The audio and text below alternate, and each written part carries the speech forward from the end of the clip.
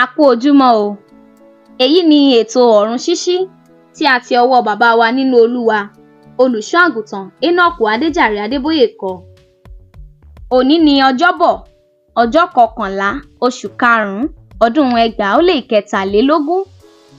Àkórí ẹ̀kọ́ wa tòní ni ìrànlọ́wọ́ látòkè apá kejì. Ìrànlọ́wọ́ látòkè apá kejì.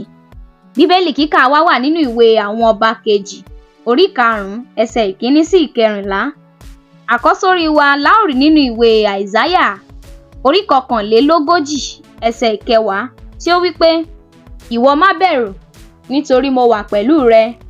Má fòyà, nítorí èmi ni Ọlọ́run rẹ. Èmi ó fún ọ ní okun, nítòótọ́, èmi ó ràn ọ́ lọ́wọ́. Nítòótọ́, èmi ó fi ọwọ́ ọ̀tún òdodo mi gbé ọ sókè. Àlàyé bàbá wa ni èyí. Ìrànlọ́wọ́ Ọlọ́run sábà máa ń wá láti orísun tí ènìyàn kò nírètí, gẹ́gẹ́ bí nínú Bíbélì kíkà wa fún tòní. O lè máa rò pé ìrànwọ́ yóò wá láti ibì kan ní pàtó.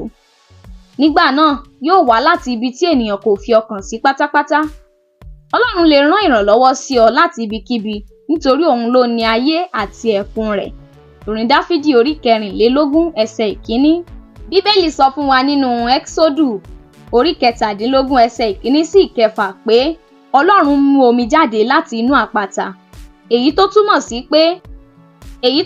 sí pé ó lè rán ìrànlọ́wọ́ láti ibi tí ó ṣòro láti retí rẹ̀ sí jùlọ. Má ronú bí Ọlọ́run yóò ṣe ràn ọ́ lọ́wọ́, ṣáà mọ̀ pé yóò ṣe é. Nígbà tí mo kó wọ inú ilé mi àkọ́kọ́ ní ilé ìràpadà ní 1985, tí a mọ̀ ní ilé ọ̀run ṣíṣí ní báyìí, kò ní ilẹ̀kùn tàbí fèrèsé kankan. Mo sì fẹ́ kó wọ ibẹ̀ ní ọjọ́ 1 oṣù kẹwàá. Ní òpin ọ̀sẹ̀ náà, a ní ìpàdé ilé ẹ̀kọ́ àwọn ọmọ ẹ̀yìn, tí ó sì ṣeé ṣe fún mi láti rí 50 náírà tí mo nílò lọ́wọ́ àwọn akẹ́kọ̀ọ́ mi, níwọ̀n ìgbà tí wọ́n ju 50 lọ ní iye.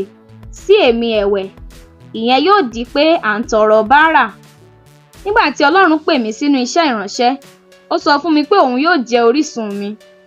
Mo kàn sọ fún wọn pé mo nílò ìyanu. Gbogbo wọn gbàdúrà fún mi, wọ́n sì lọ. Ní ọjọ́ ìsinmi tó tẹ̀lé, arábìnrin kan wá sí ọ́fíìsì mi, ó sì fún mi ní owó tí ó ti ń rejọ láti fi lọ òkè òkun. Mo gba owó náà, mo sì gbàdúrà fún un. Ó sì lọ. Ìgbà tí mo ṣí àpò ìwé náà, iye owó tí mo nílò gangan ló wà níbẹ̀. Ní ọjọ́ ìsinmi kan, mo tún rí arábìnrin yìí, ó ró dẹ́dẹ́. Ó ṣàlàyé pé òun ṣẹ̀ṣẹ̀ dé láti ìlú ọba ni. Àwọn òbí ọ̀rẹ́ rẹ̀ mú lọ sí òkè òkun fún ìsinmi pẹ̀lú wọn, nítorí ọmọ wọn kọ̀ jálẹ̀ láti lọ tí kò bá tẹ̀lé wọn. Wọ́n san gbogbo owó rẹ̀, wọ́n sì fún un ní owó tí yóò fi ra nǹkan. Ọlọ́run lo ọmọ náà láti bá àìní mi pàdé. Lẹ́yìn náà, ó lo àwọn òbí ọ̀rẹ́ rẹ̀ láti bá tirẹ̀ pàdé. O kò nílò láti ṣírò bí Ọlọ́run yóò ṣe rán ìrànlọ́wọ́ sí ọ. Kàn sọ ohun tí o nílò fún un, kí o sì gbẹ́kẹ̀lé. Ohunkóhun yòówù kí o nílò ìrànlọ́wọ́ fún nísinsìnyí, Ọlọ́run yóò rán an sí ọ ní àwọn ọ̀nà tí o kò lérò ní orúkọ Jésù. Àmín. Kókó àdúrà.